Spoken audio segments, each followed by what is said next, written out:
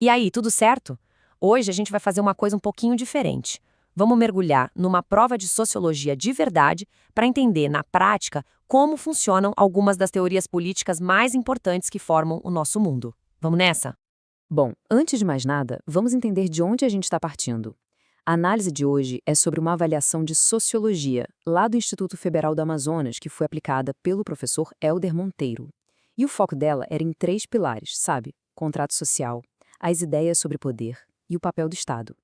Usar um exemplo real assim ajuda a gente a ver como essas ideias, que parecem tão abstratas, são cobradas no dia a dia.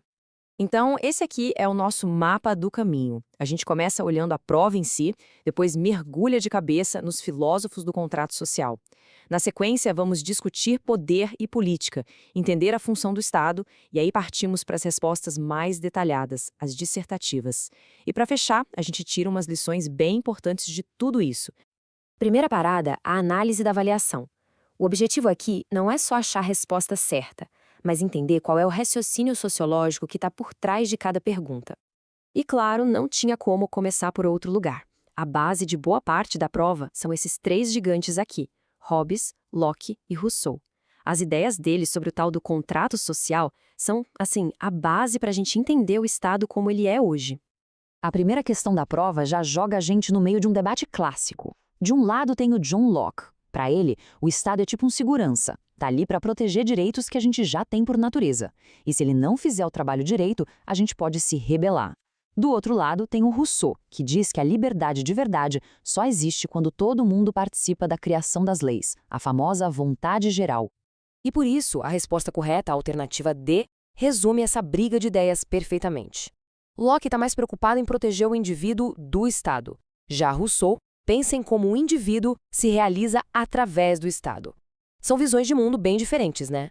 E isso nos leva para a próxima pergunta. Como é que essas teorias tão antigas podem ajudar a gente a entender um problema super moderno como a regulamentação da internet? A resposta é de um jeito surpreendentemente direto. O mais legal aqui é ver como um debate de hoje se encaixa direitinho nessas teorias. Aquele argumento por um controle forte para evitar o caos online, isso é Hobbes puro, trocando liberdade por segurança. A defesa da liberdade de expressão com o mínimo de intervenção, isso tem a cara do Locke. E a ideia de que a própria comunidade online devia criar suas regras, bem-vindo ao mundo de Rousseau e da sua vontade geral. Próximo tema, poder e política. E a prova faz questão de lembrar que esses conceitos não ficam só lá em Brasília, eles estão no nosso dia a dia. Essa citação da segunda questão é a chave de tudo. A sociologia mostra que poder não é algo que só presidente e deputado têm. É uma dinâmica que está em todo lugar, nas nossas relações mais próximas. Entender isso é o primeiro passo para entender a política numa escala maior. E um exemplo histórico perfeito disso no Brasil é o voto de Cabresto. Aqui a gente vê na prática como o poder privado de um coronel, a grana e a influência dele, era transformado diretamente em poder político, decidindo a eleição e mandando no Estado. Avançando um pouco, a prova traz Maquiavel e uma ideia que foi, assim, revolucionária. Ele basicamente disse que a política tem suas próprias regras, uma lógica que não tem nada a ver com moral ou religião. A lógica dele virou o jogo. Primeiro, realismo puro. Vamos olhar a política como ela funciona de verdade. Segundo, o objetivo número 1 é manter o Estado de pé. E terceiro, a consequência disso tudo. O que importa é o resultado. Uma ação é boa se ela fortalece o Estado. Isso foi uma quebra total com tudo que se pensava antes. E isso leva a gente para uma questão central. No fim das contas, para que serve o Estado? Como a prova mostra, essa resposta mudou e muito ao longo do tempo. E essa linha do tempo mostra a mudança de forma brilhante. Lá atrás, o Estado era tipo um segurança noturno, focado em proteger propriedade e manter a ordem. Mas com o tempo e com mais gente participando da política, as demandas sociais aumentaram. E aí, o Estado moderno assumiu esse papel ativo de promover bem-estar, usando as políticas públicas como sua principal ferramenta. Agora vamos para as questões abertas, as dissertativas. É aqui que a habilidade de argumentar com esses conceitos é testada para valer. A sexta questão mexe com uma ideia do senso comum. Dinheiro é igual a poder? Bom, para a sociologia a resposta é não, não é tão simples assim. Dinheiro é sem dúvida uma ferramenta poderosíssima, um recurso que pode ser trocado por influência. Mas o poder de verdade é mais complexo, envolve organização, legitimidade, a capacidade de fazer as pessoas agirem. Já a questão 7 quebra 2 mitos sobre políticas públicas. Primeiro, elas não existem desde sempre. São uma invenção mais recente que veio com a democracia.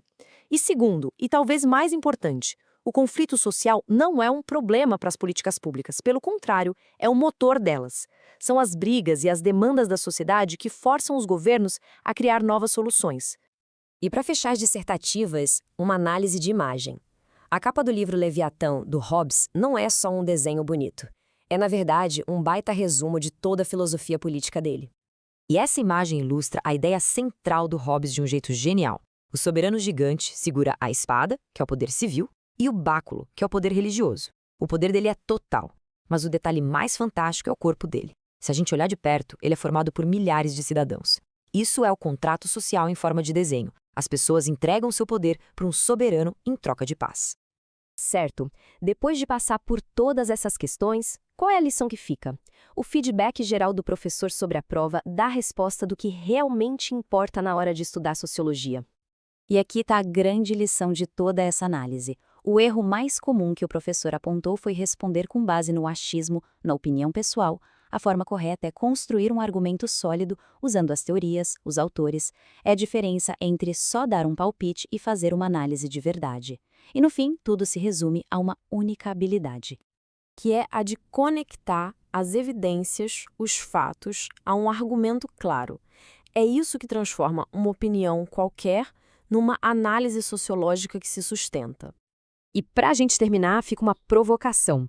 Depois de ver como todas essas teorias funcionam numa prova, onde é que a gente enxerga elas no mundo real, ao nosso redor?